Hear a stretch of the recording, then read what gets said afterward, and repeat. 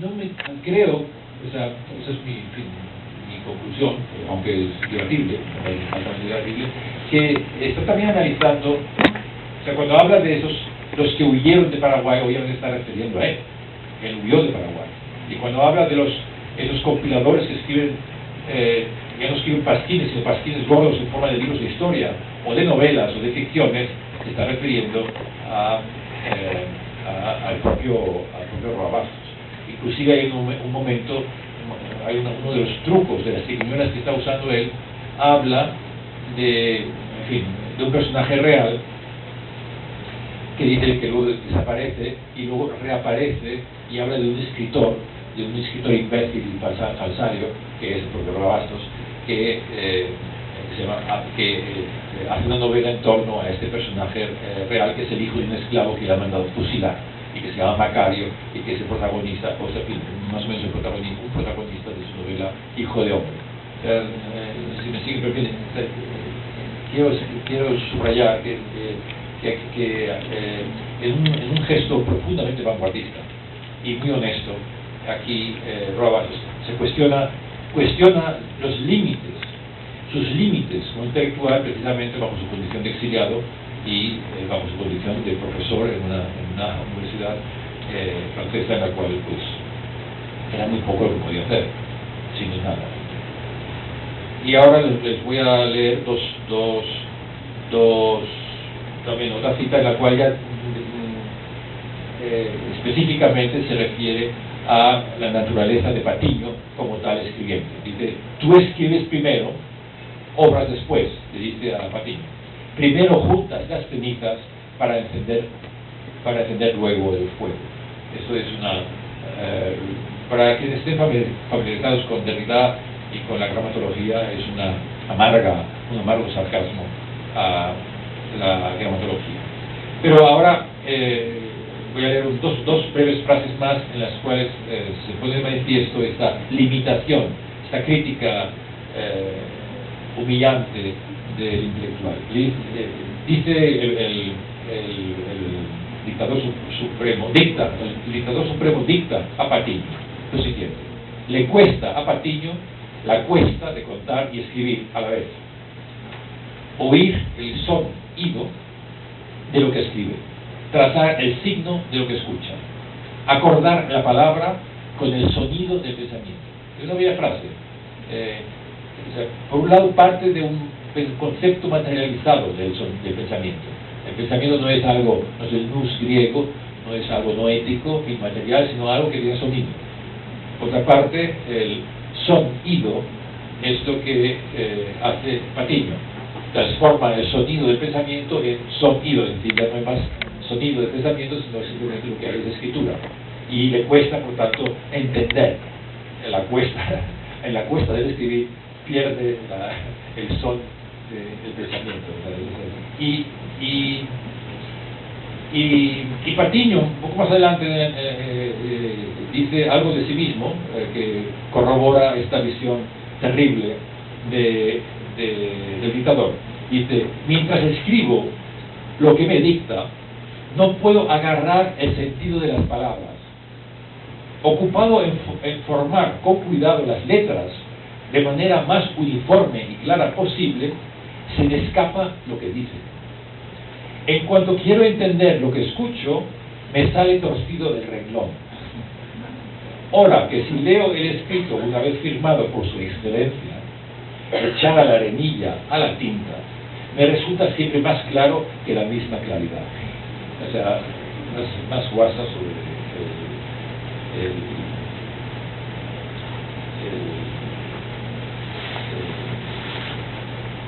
la escritura no se puede hacer. Bien, ahora voy a hacer unas últimas reflexiones y voy a cerrar.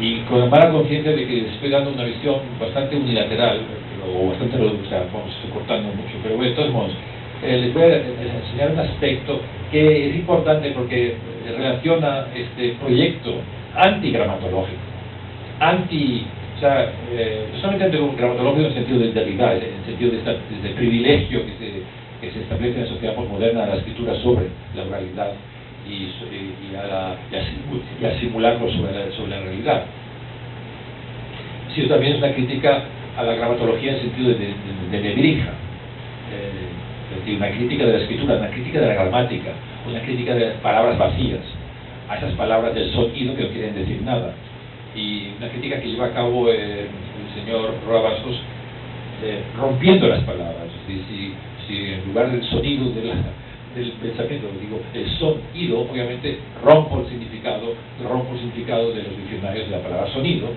y creo un significado nuevo que es mucho más esclarecedor y mucho más relevante que la palabra sonido.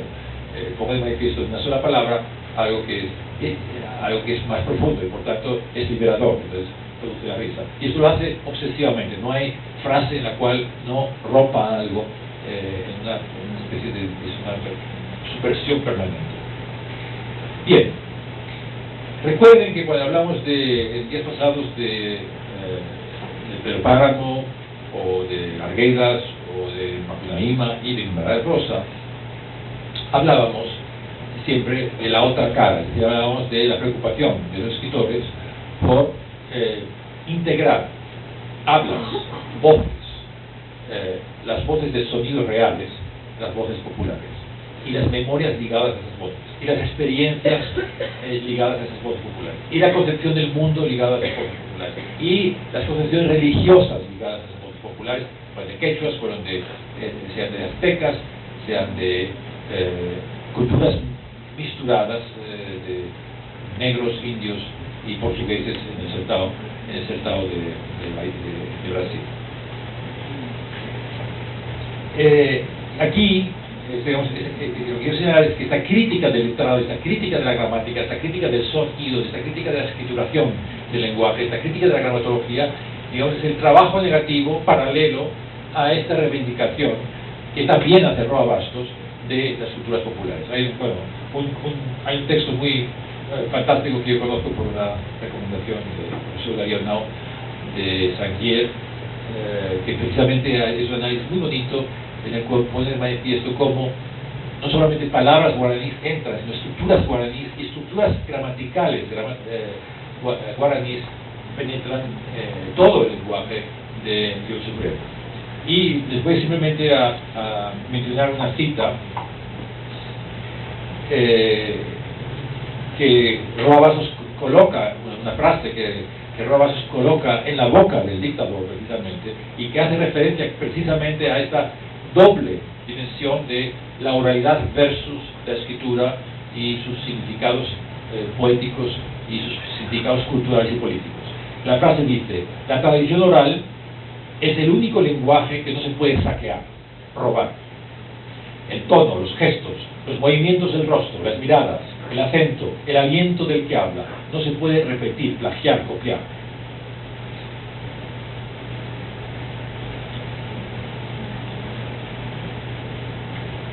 Bueno.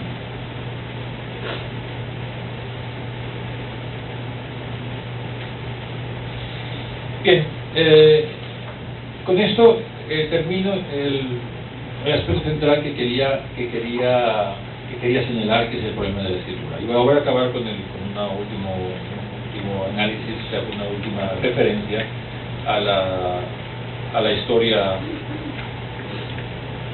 política, o sea, al drama que cierra esta novela. Es decir, él reconstruye la configuración de una nación soberana a partir de la voz suprema, que es esa voz mágica, esa voz real y esa voz dictatorial. En todo momento, a través de esta expresión directa que nos coloca en la boca del dictador, lo que percibimos es un proyecto transparente de una sociedad socialista, es decir, la voluntad transparente por parte del dictador Francia de construir una nación soberana, una nación socialista, una nación en la cual no existan diferencias raciales. Solamente hay un aspecto que es muy oscuro en este arcaísmo, que es carácter misógino, pero no voy a poder hablar de este tema aquí, pero es un tema interesante también en él. Pero fundamentalmente lo que vemos a través de esta configuración chamánica primitiva del dictador es un proyecto, está ligado eso a un proyecto revolucionario y social. Ahora bien, al mismo tiempo pone de manifiesto, a través de la relación entre Patiño y el dictador, pone de manifiesto un sistema de traducción que no funciona. Ya lo han visto que no funciona. Es decir, el propio instrumento por el cual se configura su voluntad y su voz se transforman en poder real y en acción y en transformación, es un intermediario equívoco. Vamos a llamarlo así, cojo. Es literalmente cojo Patiño, porque tiene un pie grande, y algo no funciona. Algo no funciona porque lo que él hace, lo que él escribe, o sea, porque él escribe algo que no es exactamente lo que la voluntad y la voz del dictador expresa. Básicamente, la desestructuración del orden social de la dictadura suprema y revolucionaria parte de esta desarticulación entre el yo que dicta y el sujeto que transcribe la palabra en escritura. Este desequilibrio se traduce en una serie de cosas. Voy a mencionar una de ellas. El dictador varias veces pone en manifiesto que eventualmente el autor de Pasquín es el propio Patiño. Es cierto que en un momento dado también dice que él mismo podía ser el autor de Pasquín, pero eso queda un poco en el orden de los delirios. Más insiste en la posibilidad de que el propio Patiño sea un conspirador y quiera él transformarse en uno más de los reyezuelos, postvirreinales en los que él ve la figura decadente de la independencia, o el proceso de decadencia de la independencia hispanoamericana.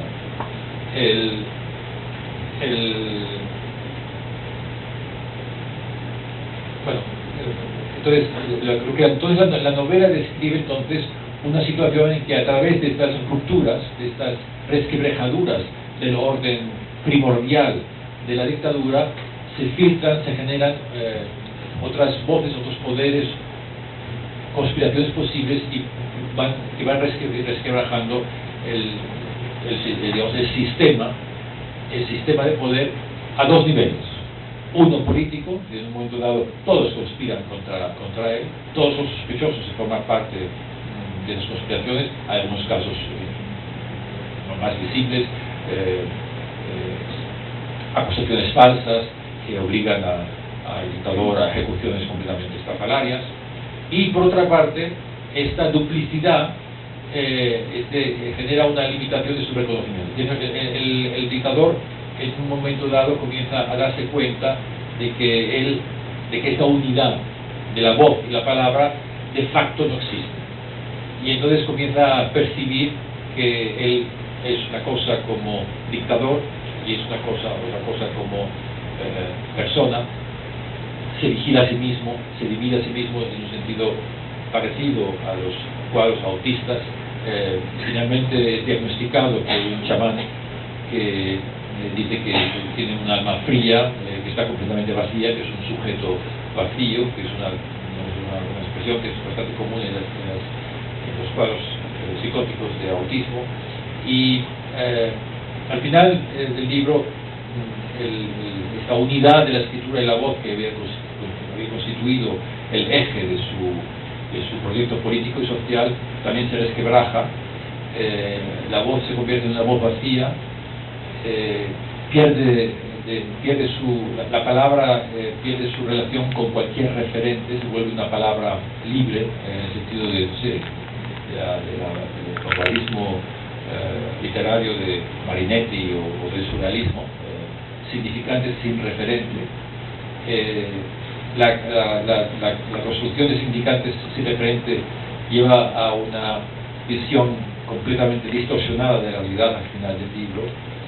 Los cuadros apocalípticos se suman uno tras de otro bajo esta esquizofrenia, y finalmente el libro termina con una especie de disglose, es decir, se le van desarticulando las palabras, los fonemas, el orden gramatical desaparece y las páginas finales son páginas en las cuales el collage de esta configuración del poder se transforma en una, digamos que en lo físico, o en una situación apocalíptica de finis mundi, acabó el mundo, y en lo literario, en lo escritural, en una jerga dirigida. Con lo cual termina esa visión profundamente pesimista, profundamente crítica, profundamente desesperanzadora de Roland Bastos. Bueno, nada más, poco que terminar. Ahora va a haber preguntas.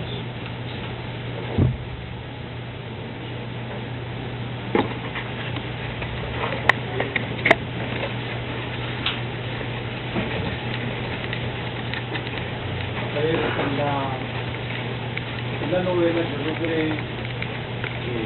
ubicar también este aspecto que dice de ella. Es que a partir de esa particularidad del dictador, la pertinencia que usted le da, también se logra filtrar con un deseo de escribir de nuevo la historia, ¿no? De dictar de nuevo a Patiño, ¿no?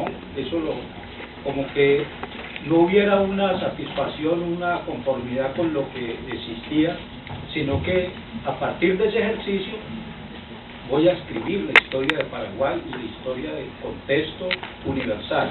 Esa es una ¿Por parte de Roland Bastos? No, de parte del dictador. Bueno, el dictador dice muchas veces, yo no escribo la historia, yo la hago. Es decir, él reivindica la esencialidad de la memoria real de la historia, puesto que esa memoria real es su realidad propia.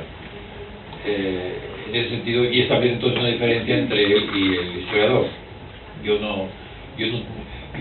Otra frase que recuerdo, que es una frase muy llamativa, dice, yo no preciso memoria porque no olvido nada.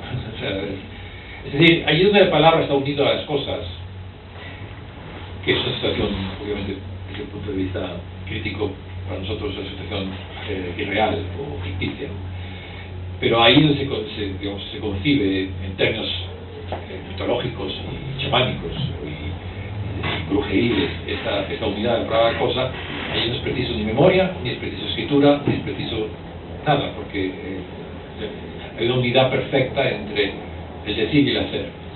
Y él reivindica esta unidad arcaica o arquetípica, arcaica es la palabra, primigenia, primordial, ¿sí? Ahora, donde hay esta voluntad clara, la voluntad de rehacer la historia, de reestructurar la historia, es en el compilador. El compilador compila, reúne esos documentos para reconstruir la mirada histórica sobre la realidad paraguaya y,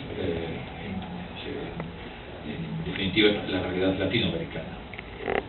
Pues, sí. Y otro aspecto es, permanentemente sí.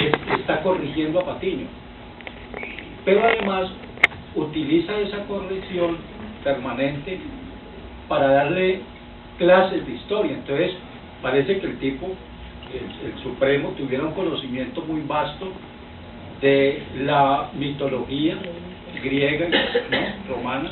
Sí. Le dice, pero ¿cómo puede un pueblo, cómo pueden ser esos escritorzuelos escribir bien si no han leído a Voltaire, a Rousseau, a Montesquieu? Permanentemente hay como una sí. mofa, ¿sí? Es cierto, es decir, que la crítica que él hace a la ciudad letrada también expresa la conciencia de la ignorancia de la ciudad letrada. Patiño es un letrado y es un burro, es un asno, lo llaman así, asno mula pegado a la noria del poder. Efectivamente, esta crítica también la hace.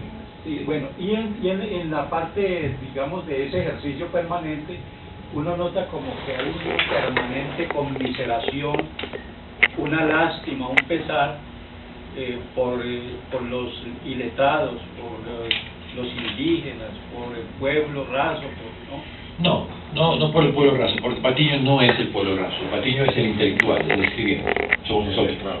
Sí, pero de todas maneras... Por el pueblo raso, al contrario, es decir, el pueblo raso está frente al intelectual, la presencia que está ahí es el chamán. y el chamán lo trata con un respeto sagrado. Es más, constantemente, eso no lo he reflejado, pero es un aspecto importante, él se llama dictador supremo, se llama dictador perpetuo, pero utiliza otro nombre, que es Caraiguazú. Caraiguazú es un nombre de la mitología guaraní que significa un super chamán que crea el mundo a partir de la palabra. Entonces, la idea de la unidad de la palabra y el ser que él utiliza no es una idea inventada, luego no ha sacado de Derrida, sino es una idea sacada de las cosmogonías guaraníes, en las cuales hay un dios, un super chamán, y esa es la idea de una de los significados semánticos de Caraiguazú, el primer chamán que creó el mundo. Pero creó el mundo a partir de la palabra verdadera. Que eso está en muchas mitologías indígenas también. ¿Sí?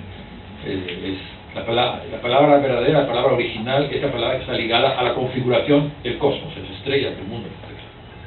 Una última observación que logré es que hay como una crítica subyacente ahí a los héroes de la patria, digamos. Hay una mirada un poco desconfiada sobre Artigas, por ejemplo. Bueno, sí, a los héroes de la patria, a los líderes de la Revolución Argentina los hace papilla. O sea, los pone de manifiesto con su corrupción, en su carácter mediocre, en su falta de visión política. Sí, es decir, que ahí hay eso no lo he subrayado quizás suficiente. No solamente hay una revisión de la historia de la independencia hispanoamericana, hay una clara crítica de esa independencia como una farsa, es decir, como una reproducción. O sea, básicamente lo que viene a decir esos imbéciles, esos letrados imbéciles, lo único que han hecho es reproducir la misma miseria y la misma mediocridad que la colonia hispánica, que la colonia española dejó por todo el legado en esas geografías.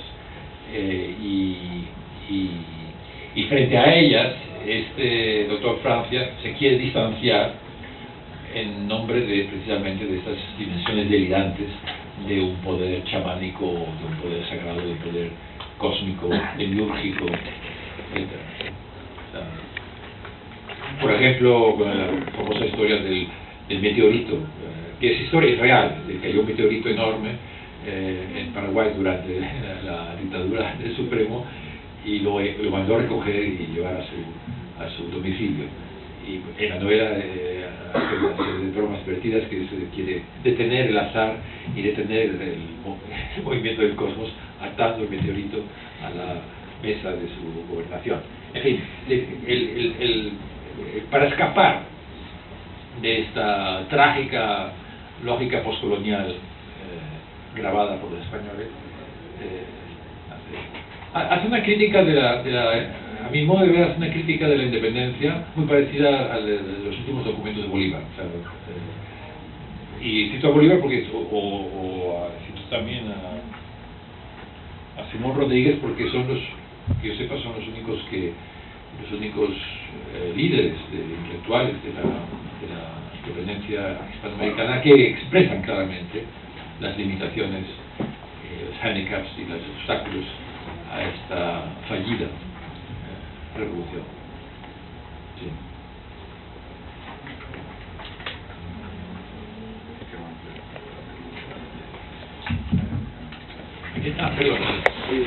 En cuanto a la visión chamánica que se menciona en el libro, y también, pues, por decirlo de alguna manera, ese contraste entre la política occidental y la cultura autóctona indígena del pueblo guaraní, se puede decir que hay una integración entre esas dos visiones, lo guaraní, lo chamánico y la política occidental que se recrea en el libro.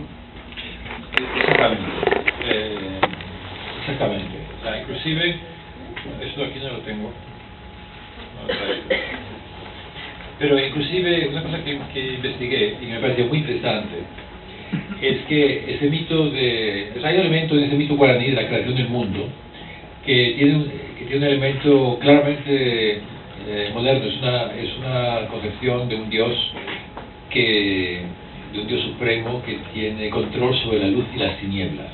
¿Sí? Y a través de este mito, no voy a entrar en los detalles, pero a través de este mito él reconstruye una visión de lo que se llama ilustración, pero no, se debería llamar esclarecimiento europeo de Lumière, pero sobre todo de Lumière, se refiere mucho a la cultura francesa, que es exactamente eso que usted dice, es construye una síntesis de unas luces, de un esclarecimiento, de un enlightenment, construye una síntesis de un enlightenment, lo hace de manera muy casi invisible, muy sofisticada, con una recepción de las ideas de los grandes ilustrados, de Franklin, de Voltaire, que cita mucho, de Marqués de Sade, de Rousseau, etc. Y este mito indígena, este mito guaraní, esta cosmogonía guaraní. Y otros muchos detalles, pero sí, o sea, es una cosa que me parece fascinante en esta obra, es que claramente defiende, o sea, es una frase que es muy bonita, una definición de Ángel Rama, lo que pasa es que ahora no la voy a encontrar.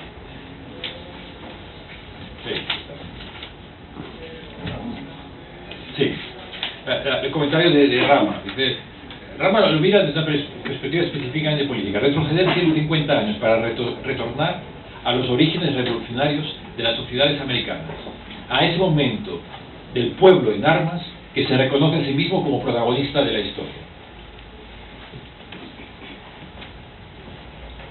Así define el proyecto de Roa Bastos, aquí en este libro.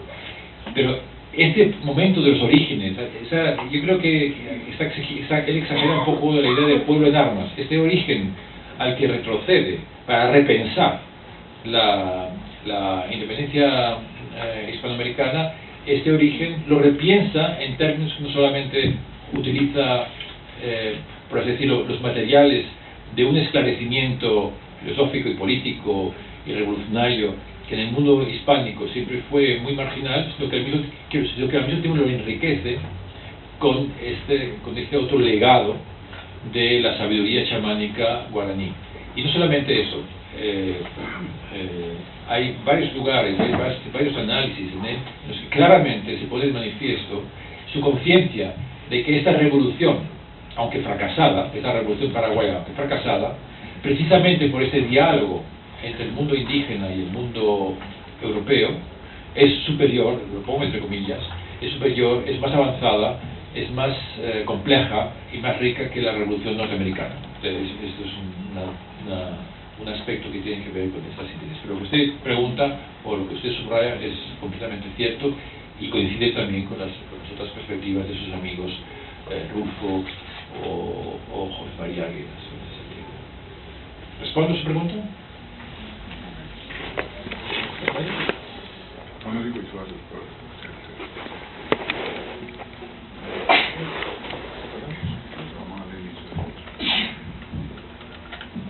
Bueno, si no hay más preguntas, está en el programa de hoy. Hay una pregunta. Disculpe, quiero bajar por las ganas de... Cuando habla de guaraníes, de independencia, yo sé que los guaraníes no se llaman así. Ese es un problema que nos hace pensar que la historia contada, como su nombre lo indica, su libro no lo he leído todavía, pero es muy interesante, Continente Vacío, porque sigue siendo vacío desde la mirada. ¿Qué piensa el guaraní del texto? Del texto que, por ejemplo, se puede ver en las Guedas, que se pueden ver en otras comunidades, que soportan nombres que no tienen. Yo recuerdo un guaraní que le pregunté qué quería decir guaraní, y dijo, es que cuando llegaron ellos nosotros les decimos, no le entiendo. Y en el idioma de ellos quiere decir guaraní, que quiere decir no lo entiendo, y así se quedaron. Y una suma de textos que usted no sé en qué momento dijo, con profagia literaria, que no nos dicen la verdad de la historia antigua. Yo trabajo en un museo arqueológico y no veo los nombres de las naciones antiguas, de antes de que el continente se llamara América, de antes de que se llamara Colombia, etc. sino naciones integradas que aún resisten también otros, porque se oponen a otros, y se oponen a conceptos, resisten en su propia cultura, en lo poco que queda. Entonces, ¿qué opinan los guaraníes? Nunca les preguntamos. ¿Qué es lo que estamos haciendo en la literatura, en la historia, en el recuento? ¿Qué ficción es esa? Es una pregunta a un continente vacío. Gracias. De todos modos, o sea, lo que quiero defender, o lo que defender en este caso es, bueno, sí, no vamos a saber lo que qué es esto. ¿Los guaraníes son una entelequia o es una construcción ajena a los guaraníes?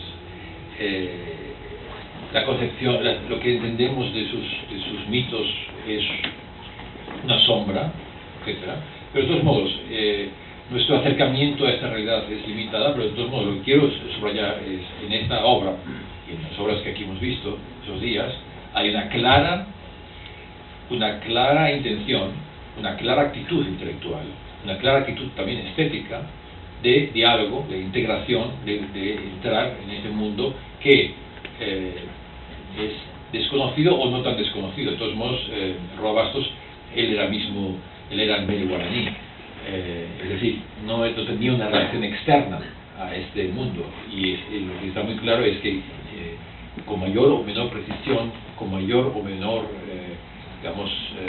sensibilidad, pero creo que con bastante sensibilidad, incorpora bastantes elementos de este mundo mitológico y religioso, con esas culturas enterradas, como él llamaba, y deterioradas, y esa desaparición, pero las integra en la medida